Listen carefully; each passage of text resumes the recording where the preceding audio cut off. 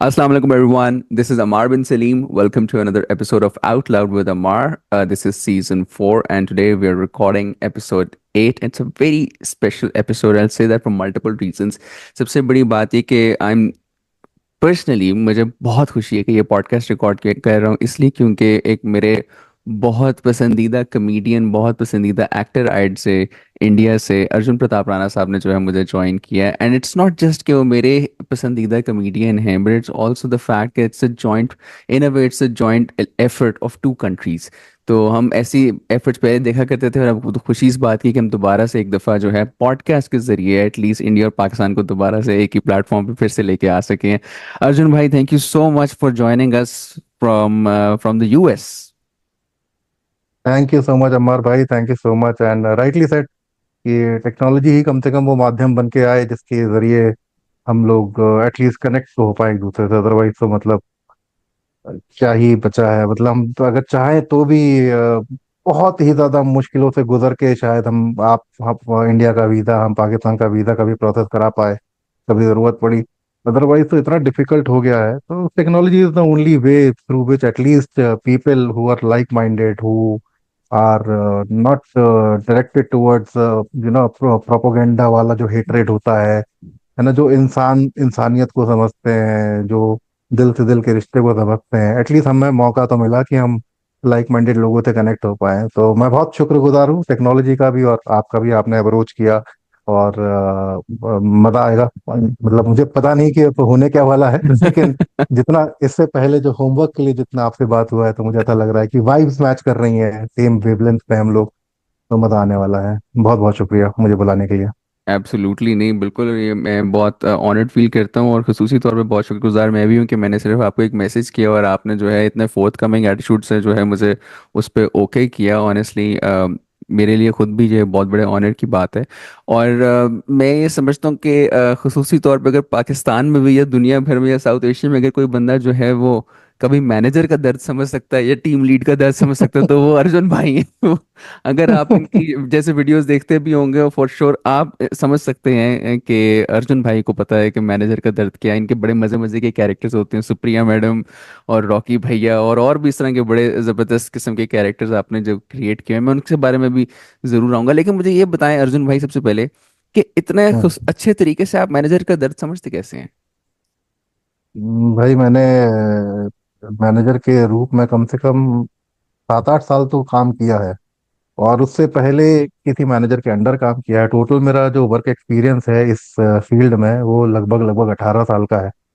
तो हर एक दौर से होके गुजरा हूँ। मैं फ्रेशर भी रहा हूँ, उसके बाद मैंने कोडिंग भी किया है, डेवलपमेंट भी किया है, हम्म। टेस्टिंग क्यूए भी किया है। तो कॉर्पोरेट में हर एक role, junior, mid level, EL, फिर मैनेजर, सीनियर मैनेजर में अभी कुछ दिनों पहले ही मैंने जॉब छोड़ा है अपना एज अ सीनियर मैनेजर।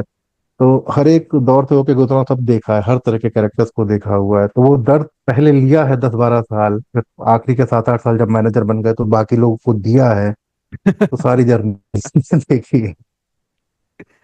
अच्छा बल्कि मैनेजर से पहले मुझे एक मैं समझता हूँ कि एक बहुत इंपॉर्टेंट क्वेश्चन है कि what is the story of Arjun Pratap Rana. Like मतलब बड़े होते किस तरह से था, स्कूलिंग कैसे थी, कॉलेज कैसा था, यूनिवर्सिटी कैसे थी, कैसे डिसाइड किया कि जो है फिर टेक सेक्टर में जो है जॉब करनी है। आपका मैंने एक इंटरव्यू भी सुना था जिसमें आपने कहा कि समाज ने जो है मुझे कहा कि ये करना है ये करना है ये करना है, फिर शादी करनी है फिर बच्चे करने हैं। मैंने सब कुछ कर लिया इसलिए शायद अब समाज के पास कुछ और कहने को नहीं है इसलिए मैं वो कर रहा हूँ जो मैं आज कर रहा हूँ। तो हाँ। वो सारी स्टेजेस क्या थी एक बंदे के यहाँ तक पहुंचने में? तो to be very honest, I think Pakistan में भी इसी तरह का माहौल होगा कि दो तीन क्लासेस होती हैं, रिच अपर क्लास, एक लोअर क्लास और एक मिडिल क्लास, जिसमें कि सबसे बड़ा तबका बिलोंग करता है ना। तो हम भी मिडिल क्लास, बल्कि कहिए तो लोअर मिडिल क्लास को ही बिलोंग करते थे। और हमारे पास चॉइस होती नहीं है एक इल्यूजन है चॉइस का। चॉइस होती नहीं है। वो जो जितने हमारे मीन्स होते हैं, जितने हमारे माँ बाप की इनकम होती थी या जितना उनकी अफोर्डेबिलिटी होती थी, उसके हिसाब से जो बेस्ट ऑप्शन हो सकता था वो अपनी तरफ से देने की कोशिश करते थे। बहुत ज्यादा ऑप्शन थे नहीं कि बेटा पढ़ाई कर लो, नहीं तो जिंदगी में भूखे मरोगे, सड़क पर रहना पड़ेगा, ये सब नहीं तो तो कोई तुम्हें ऑप्शन केले था नहीं। बेचने पड़ेंगे। हाँ, केले भी बेचने के लिए कम से कम मैथमेटिक्स तो आनी चाहिए। तो कोई ऑप्शन नहीं था, पढ़ाई करना was the only way. But हाँ, आर्टिस्टिक कीड़ा शुरुआत से था, बचपन से ही था। मैं कुछ करना चाहता था लिखने के क्षेत्र में। मैं राइटिंग करता था, बचपन से ही मैंने लिखना शुरू किया था। बट मुझे पता नहीं था कि इसको प्रोफेशनली कैसे परस्यू किया जा सकता है या इसके थ्रू पैसे कैसे कमाए जा सकते हैं, वो सब कोई आइडिया नहीं था। मुझे था कि बस पढ़ाई करूंगा, एक स्टेबल सी जॉब ले लूंगा, उसके बाद फिर ये तो शौक है, ये तो शौक जैसे पिक्चर देखना होता है, क्रिकेट खेलना होता है, वैसे ये भी शौक है, शौक अपना जिंदगी भर चलता रहेगा, उस टाइप से था। Hmm. But by the time I got a little older, मतलब स्कूल की बड़ी क्लासेस में, 10th में, 12th में, और उसके बाद कॉलेज वगैरह में, तब थिएटर से थोड़ा सा जुड़ाव हो गया, थिएटर समझ में आने लगा। और थिएटर वो चीज़ है जो आपको सपने देखना सिखा देती है, जो आपको बता देती है कि भाई अगर तुम जज्बे के साथ कोई चीज़ करो तो वो हासिल भी की जा सकती है, इसी जिंदगी में हासिल की जा सकती है, तो कोशिश करने से ही होगा। तो वहां से फिर वो थोड़ा सा सीरियसली करना शुरू किया। और उसकी वजह से कभी कभी कोई बहुत इंपॉर्टेंट चीज़ जो है वो इग्नोर भी हुई है, जैसे कि मतलब पढ़ाई में अच्छे थे, बहुत ज़्यादा कुछ अच्छा बढ़िया कर सकते थे, लेकिन शायद नहीं कर पाए, बिकॉज फोकस कहीं और पर चला गया। उसके बाद जब जॉब भी ढूंढा तो ऐसा नहीं था कि हमारे फोकस पास कहीं जॉब के और से बहुत सारे लगे, ये ऑप्शन थे। बात समझ नहीं आई, क्या क्या हो गया अर्जुन भाई? मतलब ये कि नहीं, क्योंकि मैं उसके बाद ना अपने आप को, मेरी पूरी एनर्जी जो है वो आर्टिस्टिक चीज़ों में जाने लगी। तो फॉर एग्जांपल अगर मैं बताऊं कि 12th के बाद जैसे आईआईटी का यहाँ पे इंडिया में बहुत अच्छा एक टेक्निकल एग्जाम होता है, आईआईटी एंट्रेंस एग्जाम। अगर आप उसको क्लियर कर लेते हैं तो आपको जो चुनिंदा टेक्निकल इंस्टीट्यूट है वहाँ पे एडमिशन मिल जाता है। आपका लाइफ सेट हो जाता है इंजीनियरिंग में, मतलब प्रीमियम इंस्टीट्यूट है। तो वहाँ से करने के बाद आपको नौकरी की, स्किल्स की कभी कोई दिक्कत नहीं आती है। तो मैं उस इतना कैलिबर था कि मैं वो कर सकता था। मैं शायद नहीं कर पाया, तैयारी किया मैंने बट नहीं कर पाया, क्योंकि तब तक मैं और चीज़ों में मेरा रुझान होने लगा कि मुझे तो अच्छा लिखना है, मुझे तो ड्रामा करना है, ये करना है, मुझे तो जब जिंदगी में ये करना ही नहीं, इंजीनियर बनना ही नहीं है, मुझे तो एक्टर बनना है, या मुझे तो कुछ और करना है, तो मैं यहाँ पे क्यों अपना दिमाग लगाऊं। वो फीलिंग कहीं ना कहीं दिमाग में आ चुकी थी। उस वजह से ये नुकसान हुआ कि मैं प्रीमियम इंस्टीट्यूट में पढ़ सकता था, उतना काबिल था, बट शायद नहीं पढ़ पाया।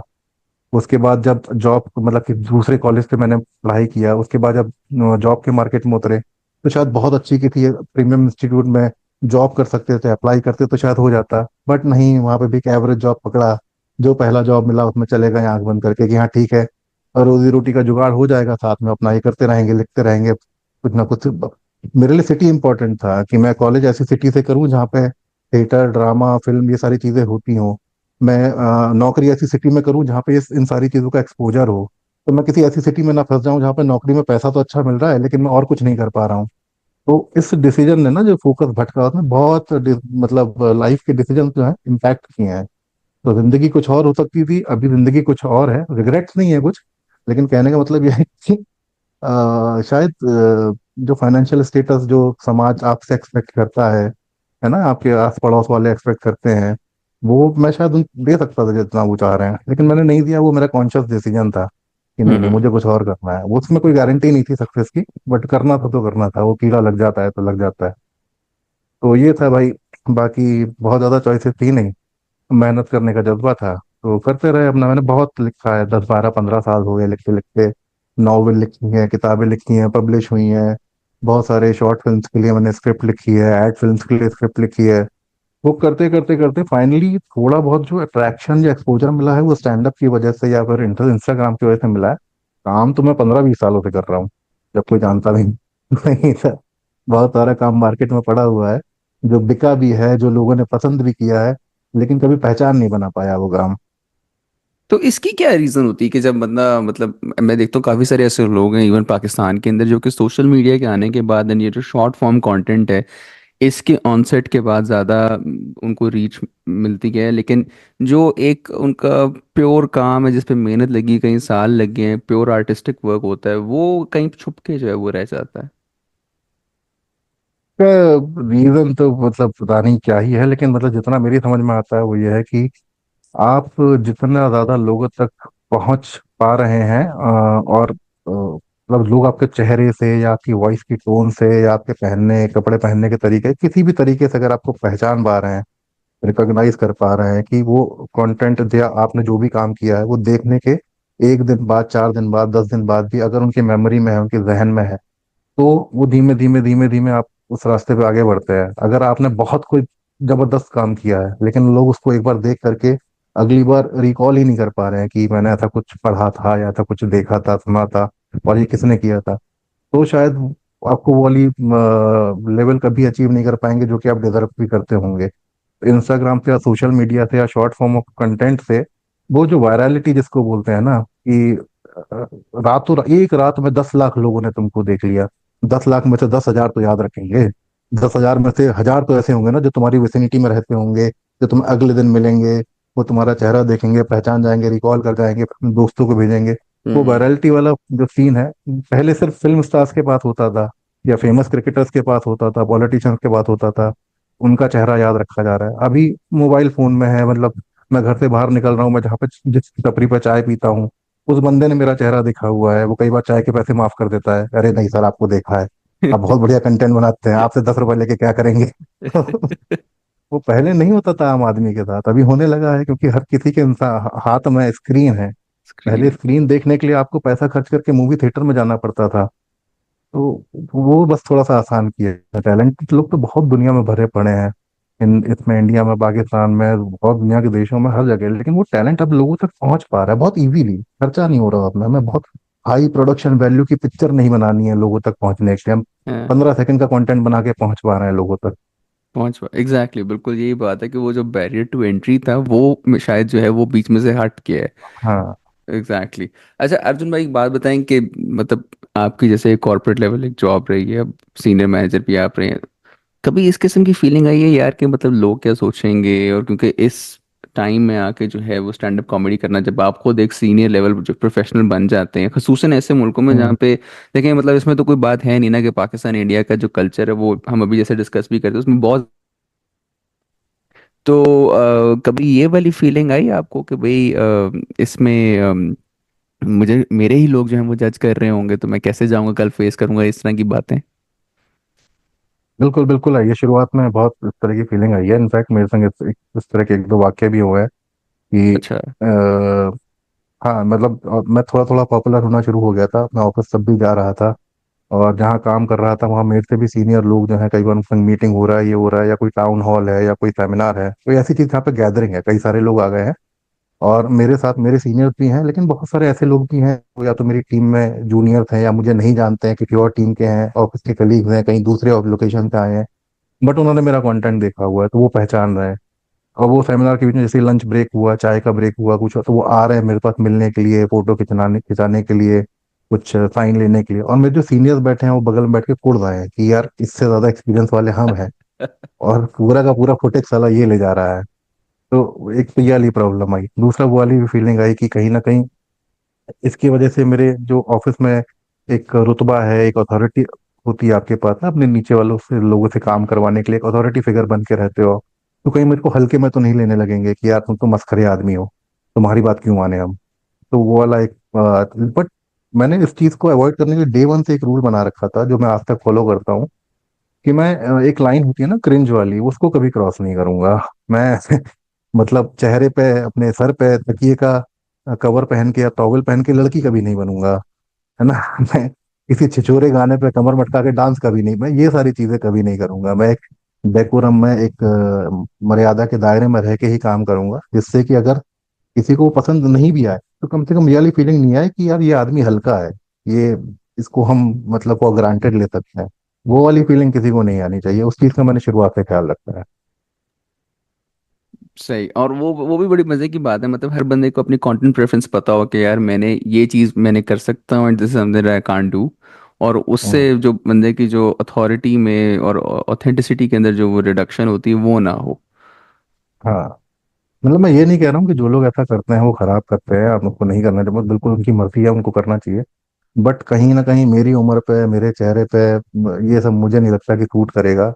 प्लस मेरा 10 साल का बच्चा है, स्कूल जाना है, उसे भी अपने दोस्तों के संग बैठना है, उसके हम्म। किसी दोस्त ने अगर बोला कि भाई तेरा बाप साड़ी पहन के नाचता है, तो मुझे वो चीज गवारा नहीं गुजरेगी। तो इसके लिए मेरा कॉन्शियस डिसीजन है, बट जिनको करना है वो करें, कोई ऐसी खराब बात नहीं है उसमें। नहीं, आई थिंक ये बड़ी इंपॉर्टेंट कंसिडरेशन है कि वो आपकी फैमिली ने भी तो जाके फेस करना। अच्छा आपने बच्चे की बात, कभी बच्चे ने कहा कि यार पापा मेरे जो है वो दोस्त ने आपको देखा है, और उसके उसकी आइज के थ्रू जो है आपकी प्रोडक्शन वो कैसी फील होती है या अप्रिसिएशन वो कैसी फील होती है? बहुत सरप्राइज हो जाता है वो कई बार इस तरह की चीजें देख करके। जैसे बॉलीवुड में एक फेमस एक्टर है, उनके साथ मुझे मौका मिला था काम करने का। उन एक्टर की मूवीज मेरे बेटे ने देखी हुई है, वो उनका फैन है। और उसने पहले उनको सिर्फ स्क्रीन पर देखा है, फिर एक दिन मैंने उसको अपने फोन में उनकी फोटो दिखाई कि ये देख, मैंने इनके संग काम किया हुआ है। तो मतलब उसको पहले तो भरोसा नहीं हुआ, उसको लगा कि या तो ये जिस एक्टर को वो फॉलो करता है ये बहुत ही नीचे लेवल का आदमी है, या फिर मेरे बाप ने भी कुछ अचीव कर लिया है। बट हाँ, उसको अभी 3-4 साल पहले तक तो समझ ही नहीं आता था, 6-7 साल का जब तक वो था समझ ही नहीं आता था। बट जब से 10, 9, 10 साल का हुआ है तब से उसको समझ में आने लगा कि अच्छा हाँ, ये फेम होता है, या मेरे संग जैसे बाहर जाता है पब्लिक प्लेस में, लोग पहचानते हैं, ये करते हैं। तो he knows how to behave now. पहले बहुत एक्साइट हो जाता था ये बहुत, हम्म। बट अभी उसको पता है कि हाँ ठीक है, this is the part of life now, this has to hmm. Be normalized. Hmm. Otherwise तो मतलब हमेशा भौचक्के ही रहोगे तुम, तो फायदा क्या उस चीज का ना। But he hmm. नो उसकी इसके संग एक रिस्पॉन्सिबिलिटी भी आती है, इसके संग एक ये भी आता है कि आप मतलब हम मूवी थिएटर में ही क्यों ना हो, लेकिन अगर 15 लोग आ गए हैं तो मुझे अपनी मूवी छोड़ के उनको टाइम देके उनसे बात करना पड़ेगा, उनके संग फोटो खिंचाना पड़ेगा, because that is the politeness that every artist should carry. तो उसके चक्कर हम्म। में कई बार होता है कि इंपॉर्टेंट मोमेंट मिस हो जाते हैं, बट ही अंडरस्टैंड दैट, वो उसको पूरा उस चीज में सपोर्ट करता है कि हाँ नहीं नहीं कोई बात, आपका फैन आया है। वो खुद बेचारा उनका कैमरा लेके फोटो खींचने लग जाता है कि चलो नहीं, पापा का फैन आया, फोटो खींचना है। नहीं, तो सपोर्ट इट्स अ वेरी करते गुड, हो। हाँ, it's a blessing in disguise. I have got a beautiful family. Everyone is very very supportive and they understand the fact that कि हाँ भाई, अगर कुछ हासिल हुआ है तो उसके साथ कुछ ना कुछ आपको सेक्रीफाइस तो करना ही पड़ेगा। सेक्रीफाइस करना पड़ेगा, एग्जैक्टली ऐसे ही है। अच्छा, मुझे आपने भी आपने डिस्कस की जो बात, वो ऑफिस जेलेसी भी आ जाती है लोगों में, और इसी तरह से ऑफिस पॉलिटिक्स भी, वो I think one of the things के आपका कंटेंट जो है, it make sense to so many people not only in India and Pakistan. वो यही है कि शायद पॉलिटिक्स का कल्चर भी थोड़ा बहुत सिमिलर है। काफ़ी सारी चीज़ें जो इंडिया में लोग एक्सपीरियंस करते हैं वो पाकिस्तान में भी वैसे ही एक्सपीरियंस करते हैं, चाहे वो पाकिस्तानी इंडियंस इधर हैं या दुनिया में कहीं पे भी हैं। तो मुझे ये बताएं कि ऑफिस पॉलिटिक्स से जीती जा सकती है ऑफिस पॉलिटिक्स? बिल्कुल जीती जा सकती है, you have to be the part of. बहुत सारे लोग डीएम करके पूछ रहे हैं कि मेरा ऑफिस का कल्चर टॉक्सिक है, मेरा बॉस ऐसा है, फलाना है, पॉलिटिक्स होती है।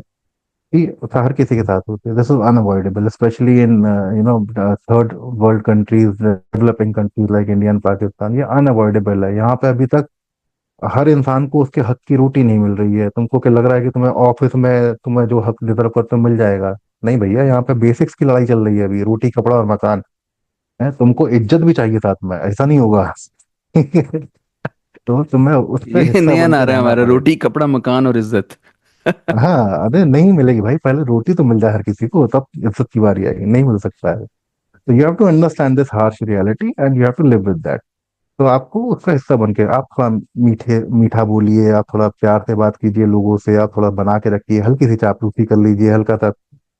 बहुत आसान है, क्योंकि जो लोग अपना ईगो मसाज करवाना चाहते हैं, वो उनको अगर हल्का सा भी आप खुश कर दो तो वो फिर बहुत जल्दी खुश भी हो जाते हैं, फिर आपका फेवर भी करने लगते हैं, ग्रुपबाजी भी होती है। आप उनसे कॉमन रिलेशन निकाल लो, अरे सर आप बिहार के हैं, हम भी बिहार के हैं, अच्छा आप यूपी के हैं, हम भी यूपी के हैं, कौन सा गाँव है? वही कॉमन कनेक्शन निकाल लो, प्यार से बात कर लो, बहुत आसान है। पर मैं ये नहीं कह रहा हूँ कि I recommend this, obviously this is a manage, this is wrong, ऐसा होना नहीं चाहिए। किसी को फेवरेटिज्म या रीजनलिज्म के बेसिस पर प्रमोशन या ऐसी चीजें नहीं मिलनी चाहिए। लेकिन अगर तुम प्रैक्टिकल सिचुएशन में फंस चुके हो तो फालतू हीरो बनने से कोई फायदा है नहीं, क्योंकि तुम हीरो बनोगे तुम्हारी जॉब जाएगी, तुम्हें ही पेपर डाल के दूसरी जॉब ढूंढनी पड़ेगी। अगर तुम सिस्टम पर रहते हुए और एक अच्छी हेल्दी लाइफ निकालनी है जहाँ पे तुम खाली 8 घंटा 9 घंटा काम करके बराबर पैसा कमाना चाहते हो, तो बन जाओ उसका पार्ट यार, क्या हो गया है? तो इतनी भी कौन सी बहुत बड़ी समस्या है? ऐसा तो है नहीं कि मतलब कोई तुम्हारा जीने मरने का सवाल है। जब तक तुम्हें नौकरी करना है वहां पे इज्जत से बात कर लो लोगों से, क्या हो गया उसमें? मतलब इसका जो एक आइडिया है पूरा कि कोई बात नहीं, ये मेरा कोई खून का रिश्ता तो है नहीं, बस ठीक है, लोग हैं उनके साथ हम्म। काम करते हैं, तो इसको कितना मानते हैं आप? अरे बिल्कुल सही बात है भाई, अगर आप उसको डिटैच कर लीजिए, अपना जो आपका 8 घंटे का जो प्रोफेशनल लाइफ है उसको बाकी की जिंदगी से अगर डिटैच कर लीजिए, कितना सुकून से कटेगा आपका जिंदगी। प्रॉब्लम वहां पे होता है जब लोग अपने काम का जो भी उनके संग हुआ है उस इमोशन को, सेंटिमेंट को घर लेके आ जाते हैं, कि उनके बॉस ने उनको 4 बजे डांट लगाई है, वो रात को 10 बजे तक परेशान है, अपनी बीवी पे चिल्ला रहे हैं, खाना फेंक दे रहे हैं, बच्चों का मतलब पूरे घर का माहौल खराब कर दिया क्योंकि वो डांट खा के आए हैं। अरे भाई, काम का हिस्सा है ना। जैसे मतलब हम स्कूल में थे, स्कूल में भी तो टीचर डांटते थे, हम दिन भर थोड़ा परेशान रहते थे, जैसे ही घर आते थे अपना बस्ता फेंका, बैट उठाया, चले गए खेलने। भूल जाते थे डांटा, अगले दिन देखेंगे अब होमवर्क किया नहीं किया है। वैसे ही होना चाहिए काम का भी, कि ठीक है आज डांट पड़ा, कल देखेंगे। बाकी की जिंदगी तो उतना डिटैच अगर करके रखना इंसान सीख गया तो बहुत ज्यादा मतलब खुशी खुशी हंसी खुशी अपनी जिंदगी बिता सकता है काम करते हुए भी। किसी को कोई फर्क नहीं पड़ता है एक डेडलाइन मिस हो जाने से, एक कोई गलत पीपीटी भेज देने से, और अपना मेल भेज दिया कि प्लीज फाइंड अटैचमेंट, और अटैचमेंट डालना भूल गए। ये सब बहुत अच्छी चीजें हैं, इनसे किसी को कोई फर्क नहीं पड़ता है। आपको क्या लगता है कि अभी कुछ दिनों पहले माइक्रोसॉफ्ट वाला वो हुआ था कांड, याद होगा ब्लैकआउट आपको हुआ था। ना, ब्लैकआउट हो गया था माइक्रोसॉफ्ट जैसी कंपनी में, ब्लैकआउट पूरी दुनिया उसका प्रोडक्ट यूज कर रही है, एक दिन के लिए ठप ही हो गया, क्या फर्क पड़ गया? थोड़ा नुकसान हुआ होगा बड़े बड़े बिजनेस हाउस को, जिनको नुकसान हुआ है वो नुकसान झेल सकते हैं। कुछ नहीं हुआ, दुनिया वैसे ही चलती रही, सबकी नौकरियां चलती रही, कुछ नहीं होता है। फालतू दिमाग बना के बैठे हैं कि नहीं नहीं हमारी नौकरी बहुत इंपॉर्टेंट है, तुम कल आओगे एक्सीडेंट में तो क्या कंपनी बंद हो जाएगी? कुछ नहीं होता है। हम लोग को इतना बड़ा बनाना नहीं चाहिए, सुकून से रहो, नौकरी is just a part of life, जैसे स्कूल होता था, जैसे हम फुटबॉल खेलने जाते हैं, जैसे हम कहीं कुछ भी काम करते हैं, उतना ही रखो बस, बहुत अच्छे से कटेगी तुम्हारी जिंदगी।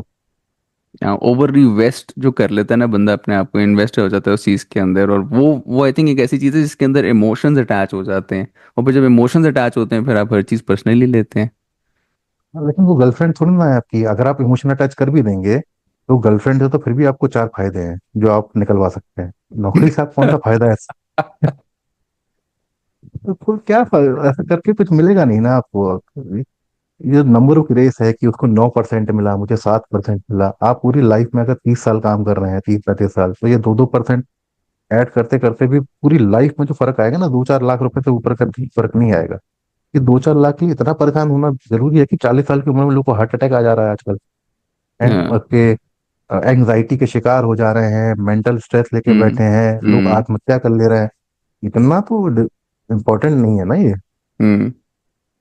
एग्जैक्टली नहीं, बिल्कुल। और जब पिछले दिनों जब हमने वो एक बड़ा फेमस भी हुआ था वो केस, जिसके बाद वर्क लाइफ बैलेंस का बहुत ज़्यादा जो है वो बात हुई इंडिया में, जो EY वाला एक लड़की का हुआ था, हाँ यंग लड़की का। उसके बाद से तो मेरा ख्याल है कि सब पाकिस्तान और इंडिया में सबने जो है दोबारा से रीइवैल्यूएट किया हर चीज़ को, कि यार कितना प्रेशर हम ले सकते हैं, कितना नहीं ले सकते हैं। और वही वाली बात है कि कल्चर में इतनी सिमिलैरिटी है ना, इसलिए सबको पता है कि ठीक है ऑफिस पॉलिटिक्स भी किस किस्म की होगी, और शायद वही चीज़ यहाँ पे भी वो बंदा, यंग लड़के लड़कियां जो है वो फेस करते होंगे। अच्छा मुझे ये बताएं कि जो आप मतलब स्टैंड अप का आपने किया है सारा, और उसके बाद जो है मतलब कॉमेडी का भी करते हैं, मुझे ये बताएं कितना इजी है किसी बंदे के लिए कॉर्पोरेट में रहते हुए इसके अंदर आना। जहाँ आप तो कर रहे थे, आप तो बहुत देर से अपना कंटेंट भी प्रोड्यूस कर रहे थे, आपके लिए था, लेकिन एक बंदे को अगर मिड एज में इस तरह से जो है अपनी एक एपिफनी हो, तो वो कैसे, उसके लिए आसान होगा या मुश्किल होगा? नहीं नहीं, बहुत मुश्किल है। उसको आसान आपको बनाना पड़ेगा अपनी कोशिशों से, मेहनत से थोड़ा सा। मुश्किल इसलिए है क्योंकि अगर आप यंग एज में शुरू करते हैं, 18-19 साल की उम्र में शुरू करते हैं, जब कॉलेज से जस्ट पास आउट हैं या कॉलेज में ही हैं, तो आपके ऊपर कोई बैगेज नहीं है, कोई लाइबिलिटी नहीं है, घर वालों की भी हम्म। आपसे कोई बहुत ज्यादा खास उम्मीदें नहीं है। आपको एक 3-4 साल का टाइम फ्रेम मिलता है अपना करियर बनाने के लिए। उस करियर बनाने के नाम पे आप खेल सकते हैं, थोड़ा सा आप रिस्क ले सकते हैं, क्योंकि आपको करना है कि आपका सिर्फ अपने आप का खर्चा है जो भी। कुछ साल तक तो घर वाले उठाने के लिए रेडी होते हैं। लेकिन जब मिडिल एज में है, जब आपके ऊपर आपके सेपरेट घर की जिम्मेदारी है, आपकी सेपरेट फैमिली है, माँ बाप से अलग आपकी बीवी है, आपका बच्चा है, उसकी स्कूल की फीस है, आपके घर का EMI है, एक लाइफस्टाइल है, अब तुम अपने परिवार के संग रह रहे हो, तो ऐसे फिर से कॉलेज के दिनों की तरह शेयरिंग में तो नहीं रह सकते लड़कों के साथ में खर्चा बचाने के लिए। You have to have a individual house, you have to have a decent lifestyle, की रेस्टोरेंट में खाना खाना है, अच्छे कपड़े पहनने हैं, कार चाहिए, ये चाहिए। हम्म।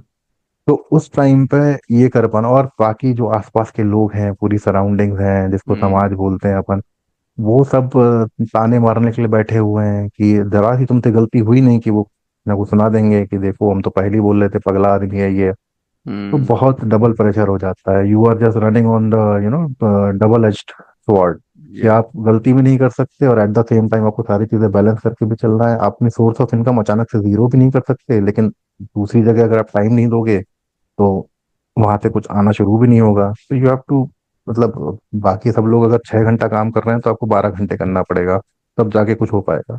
बहुत मुश्किल है। And you have to be बेशरम।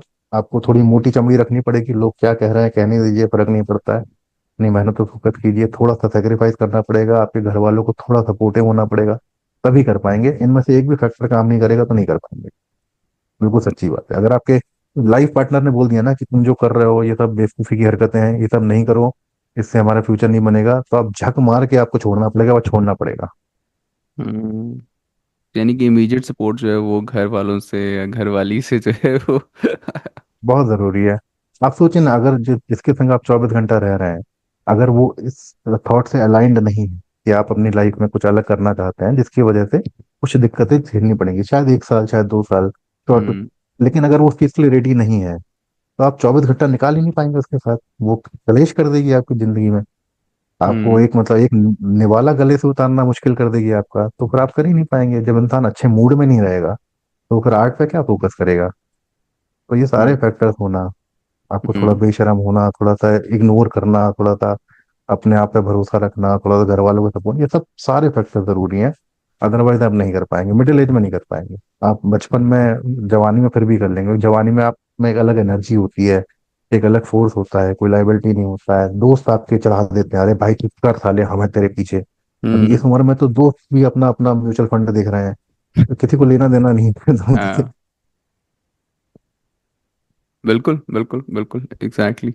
अब एक बड़ा इम्पोर्टेंट क्वेश्चन मेरे मेरे मैंने जो फील किया है, और वो ये कि जब मतलब हम जब बड़े हो रहे थे, there were still some chances for Pakistani and Indian people to meet. मतलब डिस्टिंक्टली रिमेंबर कि 2005 में 2004 के अंदर जो है वो Pakistan Indian cricket team Pakistan में आई, बहुत सारे जो है इंडियंस भी पाकिस्तान में आए, और इतनी डिस्कशंस पॉलिटिक्स और रिलीजन, और बड़ा ओपन माइंड था उस टाइम पे लोगों का। मतलब मैं बड़ा हैरान हूँ उस चीज़ को सोच के कि मतलब उस टाइम के ऊपर वी वर मतलब Indians being in Pakistan, we were able to discuss everything in a very open manner. We had opened our hearts out to them, our homes to them, and the same is the story when Pakistani people travel to India.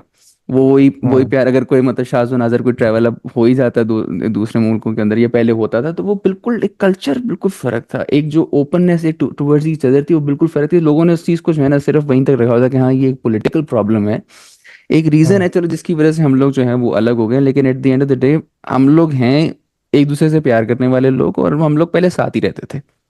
तो हम्म। अब लेकिन मुझे लगता है कि आजकल के जो बच्चे हैं, जैसे आपका जो बच्चा है या मेरे जो बच्चे हैं, वो उनका माइंडसेट जो है वो बिल्कुल अब फर्क होगा, बिकॉज उनके पास तो वो वाला एक्सपोजर है ही नहीं। इंडिया पाकिस्तान को डिफरेंट तरीके से व्यू करता है, आज पाकिस्तान इंडिया को एक तरह से व्यू करता है। मतलब आप में और मेरे में तो एक लिमिटेड पावर है ना, कि हम जो है हम्म। एक लिमिटेड हद तक जो है वो इन्फ्लुएंस करेंगे, और आपका और मेरा जो एक जो हमारा जो थॉट प्रोसेस है वो भी अब शायद पुराना हो चुका है, एटलीस्ट 10-10 साल पुराना या 15-15 साल पुराना, के उस टाइम पे क्या मोहब्बत थी दोनों मुल्कों के दरमियान। अब आपको क्या लगता है कि बल्कि अब आप क्या कहेंगे कि इंडिया में आज पाकिस्तान के बारे में क्या बताया जाता है या क्या बात की जाती है, कि पाकिस्तानी लोग कैसे हैं या पाकिस्तान एज अ मुल्क जो है वो कैसा है, या कभी इनमें जो है आपस में वो हारमनी फिर से हो सकती है कि नहीं? न्यूज चैनल पे जो डिबेट होती है उसकी अलग बात है, वो किसी पॉलिटिकल अच्छा। रीजन से या किसी इंसिडेंट को लेकर के, कि इंडियन क्रिकेट टीम ने वहां जाने से मना कर दिया, या हाँ। ये हो गया कि वहां के प्रधानमंत्री ने ऐसा बोल दिया, यहाँ के प्राइम मिनिस्टर, वो डिफरेंट चीज है, वो न्यूज में कवर होता है। बट जनरल पब्लिक बैठ करके ना, एज सच कोई एजेंडा बेस्ड डिस्कशन या ग्रुप डिस्कशन ऐसा होता नहीं है कि चलो आज पाकिस्तान की पिचिंग कर, ऐसा होता नहीं। हम्म। मुझे नहीं लगता कि शायद वहां पे भी ऐसा होता होगा। कॉमन पब्लिक अपनी खुद की परेशानियों से इतना ज्यादा हाँ। मतलब जूझ रही है, people don't have time and they don't care कि हम किसी और देश के लोगों से, किसी और मुल्क के देशों से पहले नफरत करने के लिए 15 मिनट निकालें, कुछ टाइम ही नहीं है किसी के पास।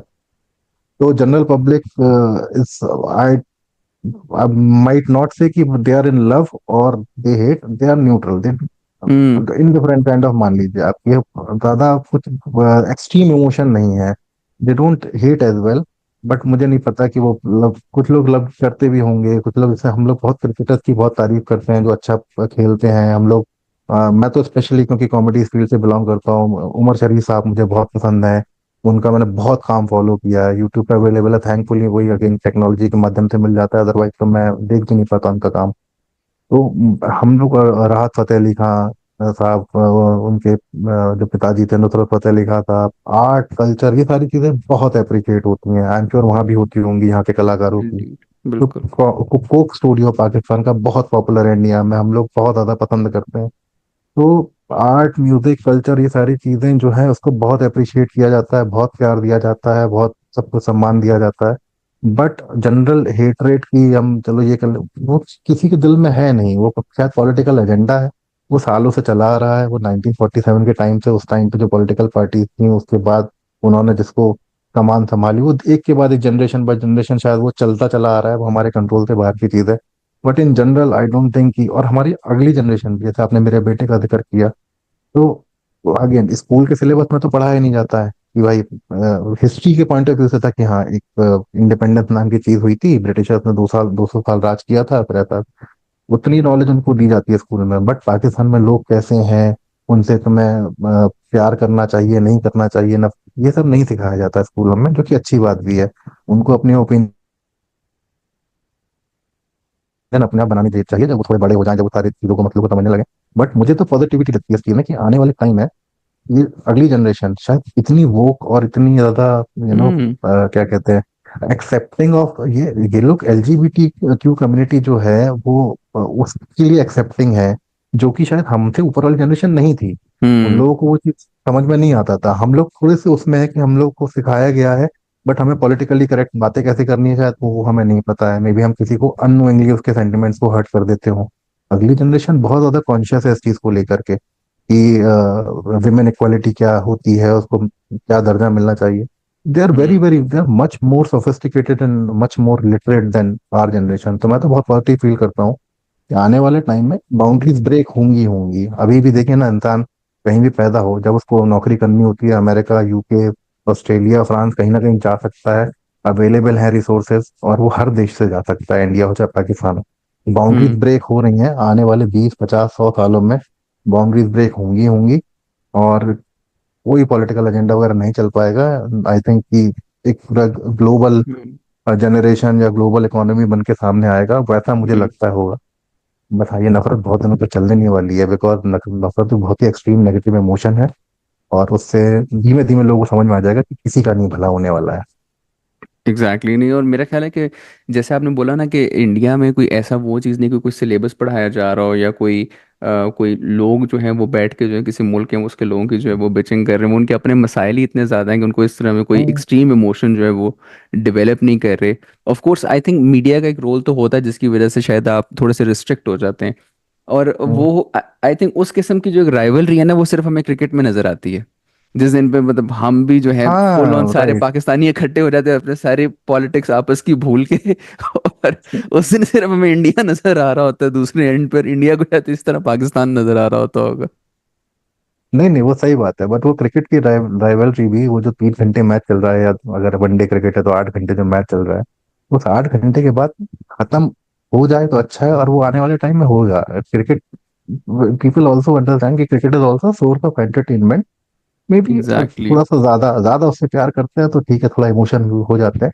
बट देन उससे वो कंट्री की फिलोसफी तो डायरेक्ट नहीं कर सकता ना वो, क्रिकेट। एग्जैक्टली कंट्री की उतना उतना पावर तो नहीं होना चाहिए उसमें। इतना पावर अगर आपने किसी स्पोर्ट को, किसी स्पोर्ट्स पर्सन को, किसी भी एक इंडिविजुअल को दे दिया, तो गलती तो फिर आपकी है, तो वो तो धीमे धीमे चेंज होगा। नहीं है, बिल्कुल आपका ये पॉइंट बिल्कुल सही है, क्योंकि वो बस फिर उससे इमोशंस पे बहुत ज़्यादा अटैच हो जाते हैं, और वो होते रहे हैं इन द पास, मतलब ये नहीं कहा जा सकता कि हम्म, नहीं होते रहे, होते रहे हैं। अब शायद मेरा ख्याल है कि हम लोग को भी समझ आ गई कि क्या क्या फैक्टर्स इन प्ले होते हैं।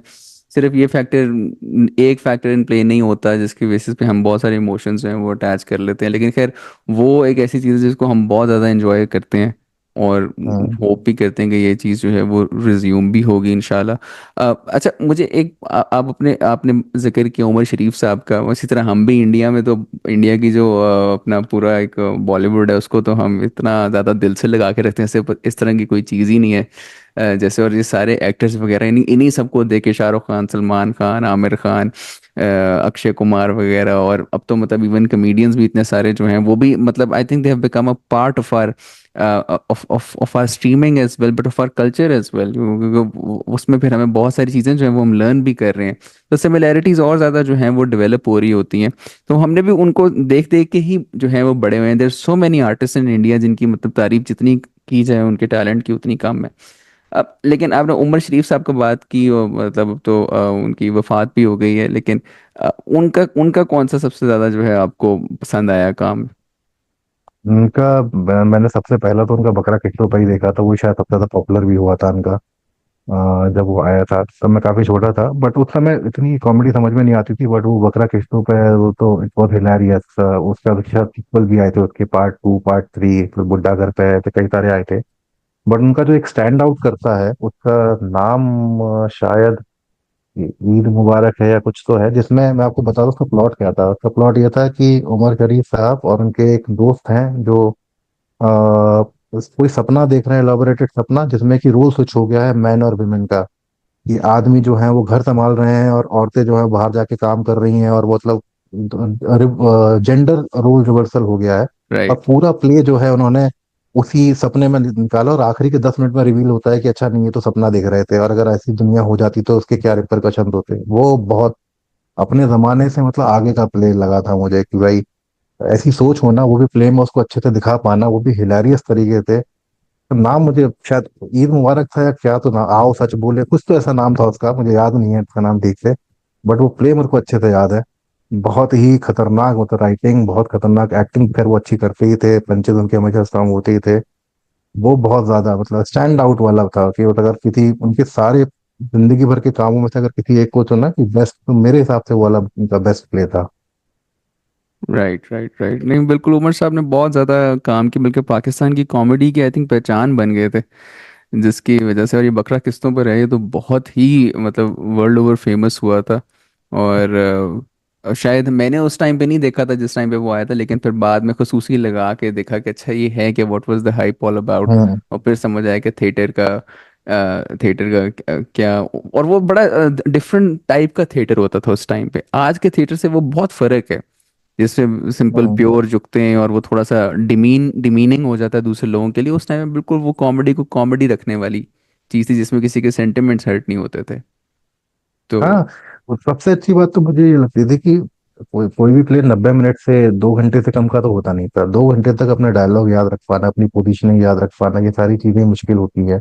उसके बाद अपने पंचेस याद रख पाना, और वो तो इतने ज्यादा काबिल आदमी थे कि अगर उनकी टीम का कोई भी आदमी जो स्टेज पे है, मान लो उसने माइक से दूर अपना कुछ डायलॉग बोल दिया, पंच डिलीवर नहीं हुआ, तो वो उसमें भी कुछ इम्प्रोवाइज कर देते थे। कुछ ऐसा कुछ बोल देते थे कि उसमें भी लोगों को हंसी आ जाए, और वो को एक्टर को मैसेज भी मिल जाए कि भाई थोड़ा आगे आके बोल दे यार, तू पीछे कहाँ बोल रहा है। बिल्कुल वो ग्रेड्स का एक वो दौर था। लेकिन ये अब जैसे आप मतलब अपना कॉमेडी को, स्टैंड अप कॉमेडी को देख रहे हैं, इंडिया में स्टैंड अप कॉमेडी का कल्चर कैसा है? एक्सेप्टेंस कितनी ज़्यादा है इसकी, और कौन ऑडियंस होती है? इंडिया में अभी पिछले कुछ 10-15 सालों, एटलीस्ट 15-16 सालों से 2009-2010 के बाद से थोड़ा सा इसका मतलब स्टैंड अप कॉमेडी का सीन इम्प्रूव हुआ है, इंक्रीज हुआ है। Specially started with cities like metro cities like Delhi, Bombay, Bangalore, जहाँ पे पढ़े लिखे लोग हैं, जहाँ पे जॉब करने वाले लोग हैं, वहाँ पे इसकी पहले ऑडियंस ज्यादा बनी। और एक्सेप्टेंस धीमे धीमे धीमे धीमे पहले इंग्लिश कॉमेडियंस की बनी, पहले इंग्लिश में ही होती थी इंडिया में कॉमेडी, फिर धीमे धीमे जाकिर खान भाई आए, जाकिर खान भाई ने कहा कि नहीं, हिंदी में करेंगे अपन भाई, तो हिंदी की ऑडियंस बनना शुरू हुई। फिर वो बी सिटीज में पहुंचा, भोपाल, इंदौर, जयपुर, लखनऊ, जो मेट्रो सिटीज नहीं है लेकिन कॉमेडी के पसंद करने वाले लोग वहां भी रहते हैं। और करते करते अब तो स्टैंड अप कॉमेडियंस भी बी सिटी से निकल के आ रहे हैं, हिंदी के अलावा मतलब इंग्लिश से हिंदी में स्विच हुआ, अब हिंदी के अलावा रीजनल लैंग्वेजेस में स्विच हो रहा है, मराठी में लोग कर रहे हैं, बांग्ला में कर रहे हैं, कन्नड़ा में कर रहे हैं, बहुत अपनी रीजनल लैंग्वेजेस में लोगों ने करना शुरू कर दिया, और एक्सेप्टेंस दिन ब दिन बढ़ती ही चली जा रही है उसकी। दो चार पांच चीजें हैं जो आई थिंक सिर्फ इंडिया तक रिस्ट्रिक्टेड नहीं है, वैसा तो अगर कोई वेस्टर्न कंट्री में भी करता है तो शायद उसके खिलाफ भी कैंसिल कल्चर आ चुका है कि भाई तुमने ऐसा कैसे बोल दिया। जैसे रिलीजन एक चीज हो गई कि रिलीजन के खिलाफ अगर कोई भी जोक करता है तो वो सिर्फ इंडिया में ही नहीं, आई थिंक पूरे वर्ल्ड ओवर में कहीं भी उसको एक्सेप्ट नहीं किया जाता है। अचानक से लोग बुरा मानते हैं, रैली निकलती हैं और डेथ थ्रेट्स वगैरह आने शुरू होते हैं। उसी तरह से दो चार चीजें हैं वो इंडिया में भी उसकी एक्सेप्टेंस नहीं आई। रिलीजन हो गया, पॉलिटिक्स हो गया, दो चार चीजें ऐसी हैं जो नहीं झेल पाते हैं लोग, तो नहीं झेल पाते हैं। मे बी शायद आने वाले 50 सालों में धीमे धीमे उसकी भी एक्सेप्टेंस आएगी, बट फिलहाल तो नहीं है। और नहीं है तो फिर हमें, जिन लोगों के लिए कर रहे हो, जो तुम्हारी ऑडियंस है, तो मैं तो ऐसा मानता हूँ कि भाई उनके सेंटिमेंट को हमेशा सर आंखों पर रखना चाहिए। अगर उन्हें पसंद ही नहीं आ रहा है जो हम्म। तुम कर रहे हो, तो क्यों कर रहे हो यार, कुछ और कर लो। तो मैं तो कोशिश करता हूँ कि जो भी इस तरह के सेंसिटिव टॉपिक्स हैं उनको टच ना करूँ। ऐसा नहीं है कि जोक लिखा नहीं जा सकता, हर टॉपिक पे जोक लिखा जा सकता है, लेकिन ऐसे टॉपिक पे लिखना ही क्यों है जो तुम किसी को सुना ही नहीं पा रहे हो। सुना रहे हो तो उसको बुरा लग जा रहा है, बुरा लग जा हम्म। रहा है तो वो तुमको जान से मारने की धमकी दे रहा है। हम्म। तो ऐसा क्यों करना है। तो वो मेरा पर्सनल ओपिनियन है, मतलब मैं नहीं हम्म। कह रहा कि हर सारे कॉमिक्स को ये चीज माननी चाहिए। फ्रीडम ऑफ स्पीच है भाई, तुमको जो करना है करो। बट हाँ, अगर किसी चीज की लेकिन उसके फिर एक्सेप्टेंस नहीं है तो कॉन्सिक्वेंसेस छोड़ो। भी फिर होते हैं। वो होते हैं, वो आपको भुगतने पड़ते हैं। और कौन से अगर मास की तरफ से आता है, one one two one fight अलग है, लेकिन वन टू मैनी वाली फाइट तो आप नहीं जीत पाओगे ना। वो तो आवाम है, वो तो जिसको चाहे सर पे बिठा ले, जिसको चाहे एकदम सड़क पे हम्म। फेंक दे। हम्म। कुछ नहीं कर सकते आप उसका। तो आप पे कभी ऐसा फील हुआ है कि यार मेरे अगेंस्ट लोग हो गए हैं, या मेरे किसी जोक को जो है वो लोगों ने बहुत ही सीरियसली ले लिया या आउट ऑफ कॉन्टेक्स्ट ले लिया? अभी तक तो थैंकफुली ऐसा नहीं हुआ है, बिकॉज मैंने वो वाली टेरिटरी टच ही नहीं की है। मैं डे वन से जब से लिखना शुरू किया बहुत कॉन्शियस था इस चीज को लेके। लेकिन कभी कभी गलती से हो जाता है, जैसे मतलब आप ना चाहते हुए भी, हम जब नया जोक लिखते हैं ओपन माइक में, उसको टेस्ट करते हैं, ट्राई करते हैं, तो कई बार क्राउड वर्क में या फिर जब जोक अपने रॉ फॉर्म में है तो निकल जाता है कुछ ऐसा जो कि बाद में रियलाइज होता है यार नहीं बोलना चाहिए था। एक हम्म। 5 सेकंड के लाफ के लिए तुमने किसी का दिल दुखा दिया, क्या फायदा हुआ। तो हम्म। जैसे ही वो रियलाइजेशन होता है तुरंत उसको डायरी से काट देते हैं कि दोबारा कभी नहीं करेंगे ये। और हम्म। जब तक कोई मटेरियल पक के यूट्यूब तक या इंस्टा तक कहीं तक पहुंच रहा है कि वो पब्लिक के सामने जा रहा है, क्योंकि ओपन हम्म। माइक तो होता है 20 20 30 लोगों के सामने, 40 लोगों के सामने। तो हम्म। प्राइवेट शो में तुमने कुछ ऐसा गड़बड़ कर भी दिया तो कोई बात नहीं, जब वो पब्लिक फोरम पर जा रहा है तो वहां तो पूरी स्क्रूटनी होती है, उसका रिव्यू कराया जाता है। मैं तो करवाता हूँ कि मैंने देखा, मुझे ठीक लगा, अपने घर वालों को दिखाया, दोस्तों को दिखाया, जो कॉमेडी की समझ रखते हैं उनको दिखाया। इसमें अगर एक शब्द भी ऐसा लग रहा है जिस ऊंच नीच हो सकती है तो दोबारा रिकॉर्ड करेंगे, कोई बात नहीं। बट गलत चीज नहीं जानी चाहिए पब्लिक के सामने, तो हम पूरा ख्याल रखते हैं उस चीज का। जबरदस्त। तो काफी मतलब इसमें फिर वही वाली बात है ना कि काफी एफर्ट्स जो हैं वो इसके अंदर लगती हैं, इस काम के अंदर। And your family has to be there, your friends have to be there as well to support you and to even मतलब evaluate your work before it goes out to the public.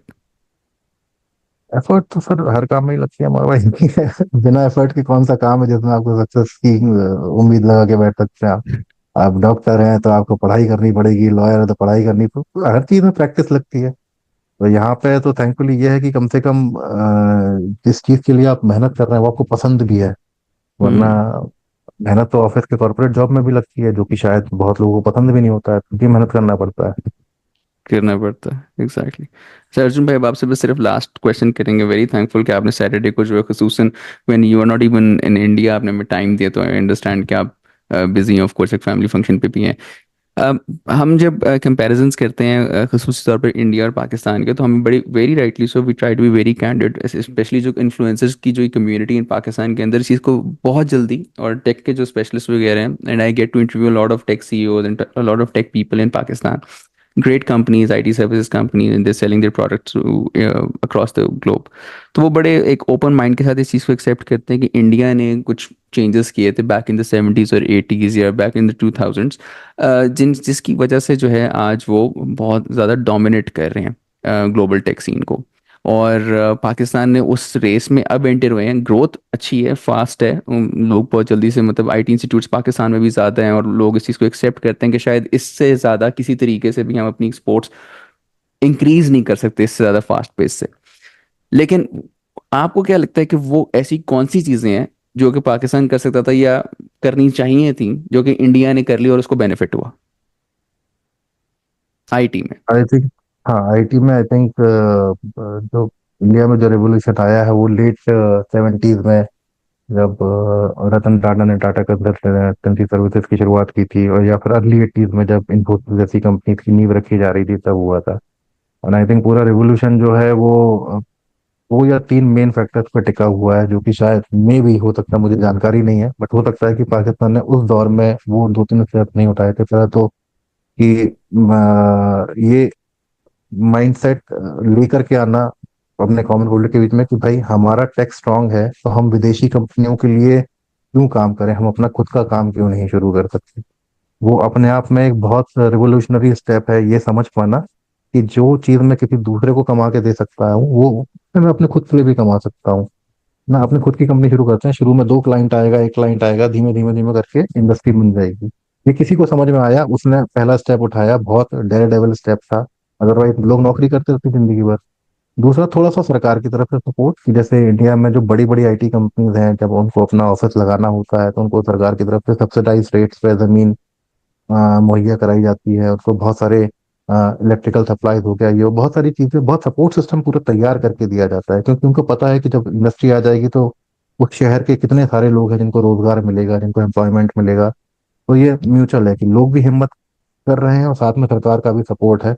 हो सकता है कि पाकिस्तान में उस समय जो भी गवर्नमेंट रही हो, मे बी उन्होंने भी इस चीज़ पर ध्यान ना दिया हो कि भाई ये किया जा सकता है, अपने लोगों को अगर हम सपोर्ट करेंगे तो हो सकता है वो कमी रही हो। बट ये हुआ, लोगों ने थोड़ी हिम्मत दिखाई, रिजल्ट लेके आए, जैसे रिजल्ट मिलना शुरू हुए सरकार ने सपोर्ट करना शुरू कर दिया। और आज की डेट में तो startup culture, I am sure Pakistan में भी होगा, बट इतना ज्यादा वो है कि गवर्नमेंट ऑफ इंडिया जो है वो खुद ही स्टार्टअप कल्चर को प्रमोट कर रही है कि अगर आपका कुछ भी आइडिया है तो उसको, उसके लिए जगह जगह इंक्यूबेटर सेंटर्स बनाए गए हैं। आप अपना हम्म। आइडिया पिच करने के लिए आपके पास फोरम्स हैं। आपको फंडिंग अरेंज करने के लिए वेंचर कैपिटलिस्ट है, बहुत सारी चीजें ऐसी हैं जो आपको सपोर्ट सिस्टम प्रोवाइड करता है, और फिर हिम्मत हो जाती है करने की। अदरवाइज आप कितना भी अच्छा आइडिया लेके घूमते रहे, आप कितना भी मेहनत करने को तैयार हो, अगर कोई पैसा डालने को तैयार नहीं हो, कोई आपको ऑफिस का स्पेस देने को तैयार नहीं हो, तो कितना कीजिएगा आप। तो ये मेरे ख्याल से दोनों का हो रहा है कि लोगों ने भी थोड़ी हिम्मत की है, जो कॉमन पब्लिक है, और बदले में सरकार ने भी सपोर्ट किया है। हो सकता है कि पाकिस्तान में लोगों ने हिम्मत दिखाई हो, सरकार का सपोर्ट टाइमली ना मिल पाया हो, या फिर हो सकता है सरकार चाहती हो बट लोग उस हम्म। टाइम पे नहीं सोच पाए हो, मे भी शायद ऐसा हुआ हो। लेकिन अगर आपने बोला जैसे कि अभी आपने एंट्री की है, पाकिस्तान ने एंट्री की है, देर अभी भी नहीं हुई है। बहुत बड़ी इंडस्ट्री है, और अभी आर्टिफिशियल इंटेलिजेंस और ये दुनिया भर की जो टेक्नोलॉजी है वो अभी अभी आई है। बहुत कुछ करने को बाकी है, तो अगर अभी भी शुरुआत हुई है तो बिल्कुल देर नहीं हुई है। आने वाले कुछ सालों में आप चेंज देख लीजिएगा अपनी इकोनॉमी में। अगर आपको लगता है कि अभी मतलब एक्स पे है तो वो उस पे एक्स से ऊपर ही जाने वाली है, हम्म। अगर अभी भी शुरुआत हो गई है तो।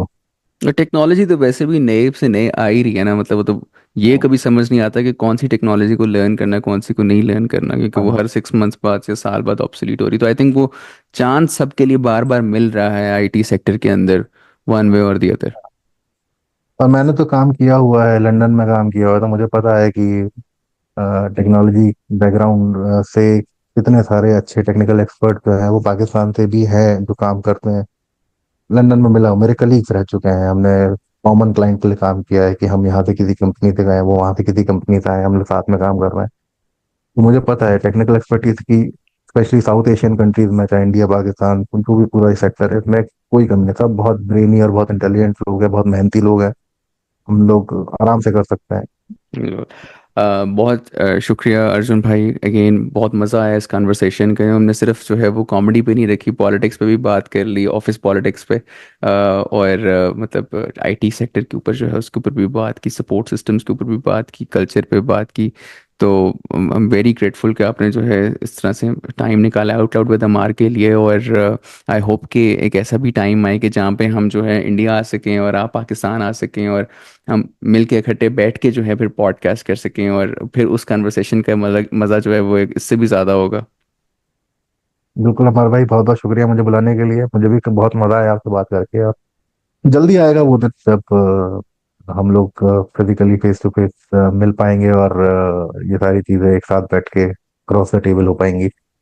मैं उम्मीद करता हूँ, मैं दुआ करता हूँ कि ऐसा दिन जल्दी आए। इंशाल्लाह, इंशाल्लाह। And thank you very much everyone for joining us today at out loud with Ammar. I hope कि आपको भी इस कन्वर्सेशन का जो है बहुत मजा आया होगा। If there is more information that you require with regards to the IT sector of Pakistan and India, made a lot of videos on my YouTube channel. Please do go browse them, and if you have any opinions or messages that you'd like to share with regards to them, please do feel very open to share them with me. Take care. Bye bye.